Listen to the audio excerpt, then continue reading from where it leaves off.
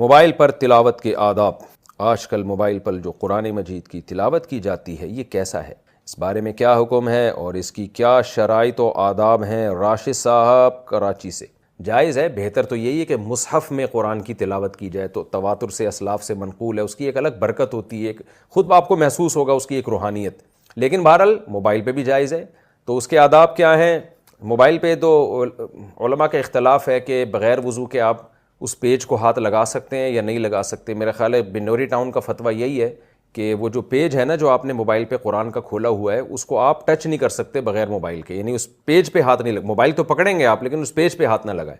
اور جامعۃ الرشید کا فتویٰ ہے اور بھی دیگر اداروں کا کہ نہیں، پیج پہ بھی ہاتھ لگا سکتے ہیں۔ تو یہ اختلاف ہے، جب محققین کا اور اہل حق کا اختلاف ہو جاتا ہے تو اس میں احتیاط یہی ہے کہ آپ کوشش کریں موبائل پر بھی باوضو ہی تلاوت کریں، بہتر یہی ہے۔ اور گنجائش کی بات یہی ہے کہ بغیر وضو بھی تلاوت اس پہ جائز ہے، لیکن اتنی بات تو سب کے نزدیک ہے کہ وضو کر کے تلاوت کا ثواب بغیر وضو تلاوت سے بہرحال بہتر ہے۔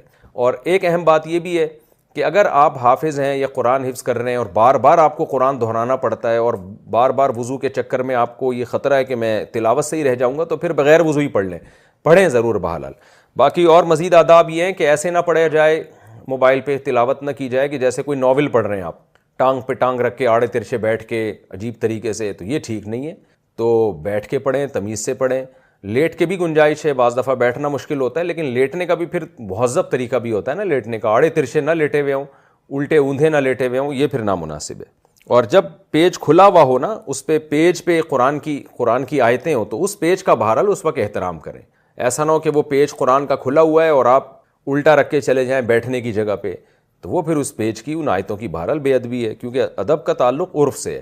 تو یہ آیتوں کو اس طریقے سے آپ کہیں الٹا رکھ کے چلے جائیں اور بیٹھنے کی جگہ پہ رکھ دیں، موبائل پہ قرآن کھلا ہوا ہے اور آپ اپنے بیٹھنے کی جگہ اس کو رکھ دیں، تو یہ نامناسب ہے، یہ بے ادبی ہے۔ بغیر وضو موبائل میں قرآن پڑھنا، کیا بغیر وضو کے موبائل میں قرآن پڑھ سکتے ہیں اور چھو بھی سکتے ہیں یا نہیں؟ جی ہاں، پڑھ سکتے ہیں، چھو بھی سکتے ہیں، لیکن بہتر ہے کہ نہ چھوئیں، کیونکہ علماء کا اس میں اختلاف ہے۔ جس پیج پہ قرآن مجید کھلا ہوا ہے موبائل کے، تو اس پہ ہاتھ نہ لگانا بہتر ہے، لیکن لگا بھی سکتے ہیں کیونکہ بہرحال وہ ڈیجیٹل فارم میں ہوتا ہے۔ اس میں علماء کی دونوں رائیں، احتیاط یہی ہے کہ نہ لگائیں، پڑھ سکتے ہیں، اس میں کوئی حرج نہیں ہے، موبائل کو اٹھا بھی سکتے ہیں۔ قرآن کیا کہہ رہا ہے؟ اللہ نے اس کائنات کو بنایا ہے، کائنات کا ذرہ ذرہ بتا رہا ہے، یہ بنی نہیں ہے بلکہ بنائی گئی ہے۔ اللہ کہتے ہیں کائنات کا ذرہ ذرہ یہ بھی بتا رہا ہے کہ جس نے بنایا ہے بے مقصد نہیں بنایا۔ اللہ کہتے ہیں تم بتا دو کیوں بنایا، ہم کہتے ہیں ہمیں تو نہیں پتا کیوں بنایا۔ اللہ کہتے ہیں ظاہر ہے جس نے بنایا ہے وہی بتائے گا کہ کیوں بنایا، تو وہ بتاتا ہے لیبلوکم ایکم احسن عملا، تاکہ تمہیں پتہ چل جائے، اللہ جاننا چاہتا ہے تم میں اچھا عمل کون کرتا ہے۔ یہ باتیں قرآن کے علاوہ کسی کتاب میں لکھی بھی نہیں ہے۔ تو اللہ کا بندوں سے رابطہ جو ہے نا، کنیکشن، وہ قرآن کے علاوہ کسی اور کتاب کے ذریعے ہے ہی نہیں۔ باقی کتابیں پڑھو تو لگتا ہی نہیں کہ اللہ کا کلام ہے۔ یہ جو کتاب ہے نا قرآن، یہ اپیل کر رہی ہے نیچر کو، یہ بتا رہی ہے کہ بھئی یہ اللہ ہی ایسی باتیں کر سکتا ہے۔ میرے اللہ اچھے عمل کی ڈیفینیشن کیا ہے، برے عمل کی ڈیفینیشن کیا ہے، اللہ اچھے کو بھی ایکسپلین کرتا ہے۔ قرآن میں جو حلال حرام کے احکامات ہیں، شراب بری چیز ہے، سود بری چیز ہے، زنا بری چیز ہے، اور ماں باپ کی نافرمانی بری، وہ پوری ڈیٹیل ہے نا۔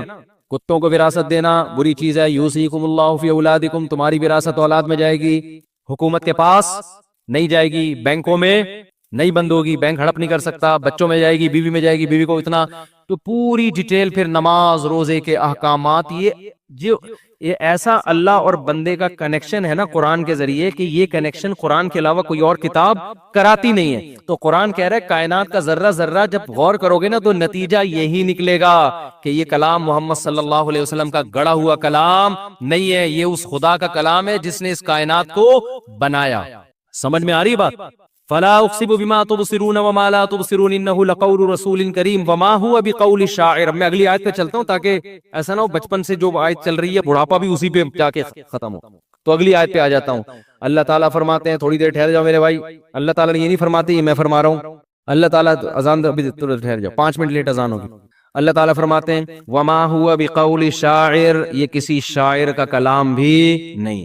عرب کہتے تھے نا یار اس کلام میں اٹریکشن بہت ہے، ایک تو اس کے مضامین بڑے خوبصورت ہیں، پیارے ہیں، فطرت کو اپیل کرتے ہیں، تو اصل میں یہ مضامین اچھے نہیں ہیں، اس کا جو بات کرنے کا جو محمد صلی اللہ علیہ وسلم نے جو کلام پیش کیا نا، بعض دفعہ بات عجیب ہی غریب ہوتی ہے، لیکن اس کو پیش کیا اتنے خوبصورت انداز میں جاتا ہے کہ دل اس کی طرف مائل ہو جاتا ہے. تو یہ تو شاعر لوگ کرتے ہیں، تو یہ شاعر ہیں اصل میں. ایکچولی یہ کیا ہے؟ شاعر.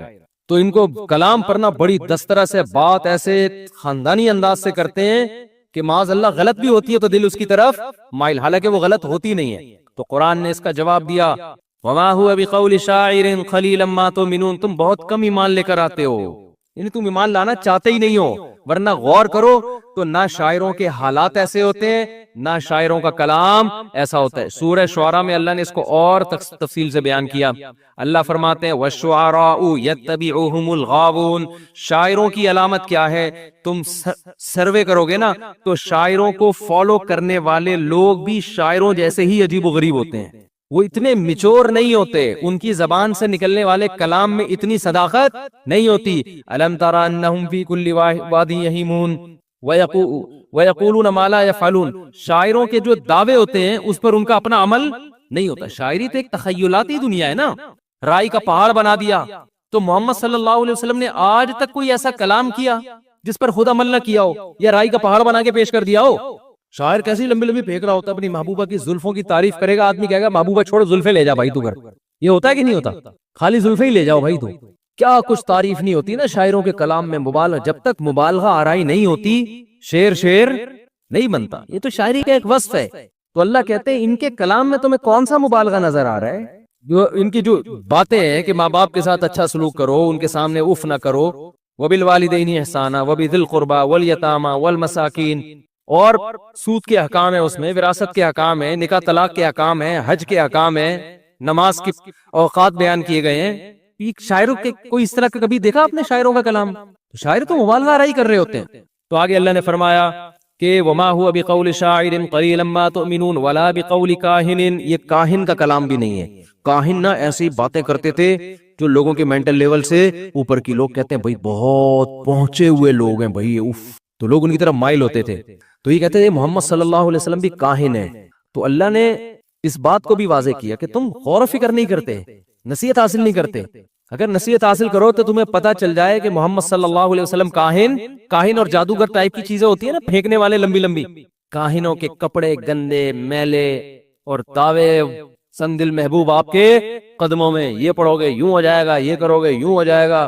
پھینک رہا ہوتا ہے لمبی لمبی بیٹھ کے، اور اس کی باتیں لوگوں کی سمجھ میں آئی نہیں رہی ہوتی. یہی اس کا کمال ہوتا ہے. یار حضرت اتنے پہنچے ہوئے ہیں، پتہ نہیں کیا فرما رہے ہیں.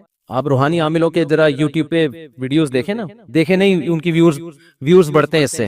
لیکن اگر کبھی نظر پڑ جائے نا تو آپ کی سمجھ میں کچھ بھی نہیں آ رہا ہوگا بولنا کیا چاہ رہا ہے. لیکن اسی کو لوگ سمجھتے ہیں بھائی یہ علوم ہے. علوم ایک ہوتا ہے علم، ایک ہوتے ہیں علوم.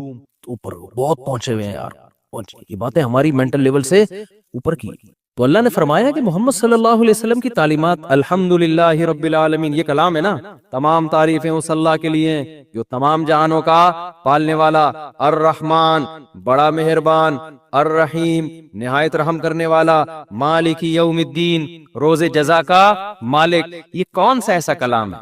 موسیٰ علیہ السلام کا واقعہ، یوسف علیہ السلام کا واقعہ، قوم عاد کا.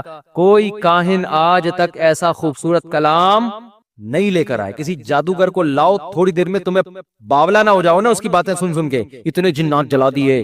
یہ کاہنوں کی یہ باتیں ہوتی ہیں. ایک آیا ہمارے جامعہ رشید کے استاد سے، شکر ہے نکل گئے وہاں سے، وہ بھی پھینکنے جیسے عاملوں کے پاس بیٹھے تو لمبی لمبی پھینکنا شروع کر دی.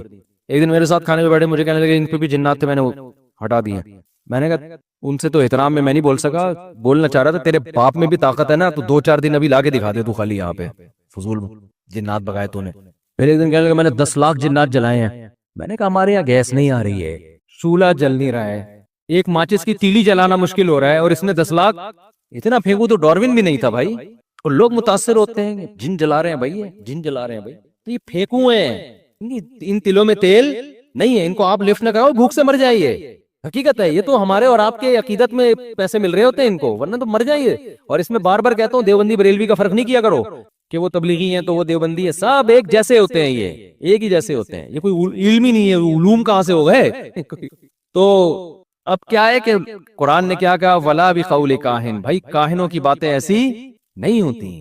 قلیلا ما تذکرون تنزیل من رب العالمین. اے اللہ پھر ہے کیا یہ؟ اللہ کہتے ہیں جو تمام جہانوں کا پالنے والا خدا ہے نا اس کی طرف سے یہ نازل کردہ کلام ہے. مان لو کیوں اتنے ڈھیٹ بنے ہو. یہ اللہ کہہ رہے ہیں کہ اتنے ڈھیٹ کیوں بنے ہو کہ کوئی کہہ رہا ہے یہ شاعر ہے, کوئی کہہ رہا ہے انہوں نے خود گڑھا ہے, کہہ رہے ہیں یہ ہو نہیں سکتا. تو اللہ کہہ رہے ہیں یہ کیوں نہیں ہو سکتا. اللہ اپنے بندوں میں سے کسی کو سلیکٹ کر کے اپنا کلام نازل کر دے, اس میں کیا خرابی ہے؟ تنزیل من رب العالمین. آگے ولو تقول علینا بعض الاقاویل لاخذنا منہ بالیمین ثم لقطعنا منہ الوتین. تم یہ کہہ رہے انہوں نے پورا کلام گھڑا ہے. اگر محمد صلی اللہ علیہ وسلم پورا کلام دور کی بات ایک لفظ بھی ہماری طرف غلط منسوب کر دیتے ہم ان کا دایاں ہاتھ پکڑ کے ان کی شہرگ کاٹ ڈال دیتے. ایسی سزا ملتی ان کو, چھوڑتے نہیں ہم. کیوں؟ سوال پیدا ہوتا ہے کہ ایسے تو بہت سارے جھوٹے نبی آئے ہیں جنہوں نے اللہ پہ بہتان باندھا, ان کی تو اللہ نے شہرگ نہیں کاٹی. اس کو ایک مثال سے سمجھیں. دیکھیں جس شخصیت سے کنفیوژن پیدا ہونے کا خطرہ ہوتا ہے نا, جیسے امریکہ کا کوئی سفیر آیا یہاں پہ, جہاز میں آیا, اس کے پاس کارڈ ہے, اس کے 3 پیس سوٹ پہنا ہوا ہے, بالکل سفیروں جیسی شکل لگ رہی ہے اس کی, اور سارے ڈاکومنٹس کمپلیٹ ہیں, آپ اس کا پیغام سن رہے ہیں. حالانکہ وہ سفیر نہیں ہے, وہ جعلی ہے سب کچھ, اور وہ امریکہ کا میسج دے رہا ہے. امریکہ کو پتا چل گیا تو فوراً امریکہ برات کا اعلان کرے گا کہ نہیں کرے گا؟ فوراً اس کو اریسٹ کرے گا کہ نہیں کرے گا؟ کیونکہ اس سے غلط فہمی ہو رہی ہے نا بھائی, اس کے پاسپورٹ بھی جعلی بنوائے ہوئے, اس نے لوگوں کو دھوکا ہو رہا ہے. تو گورنمنٹ آف پاکستان کہے گی بھائی ہم تو آپ کا سفیر سمجھ کے اس کو ہم عزت دے رہے ہیں اور اس کی بات کو ہم سیریس لے رہے ہیں, تو اگر نہیں تھا تو آپ اعلان کرو نا.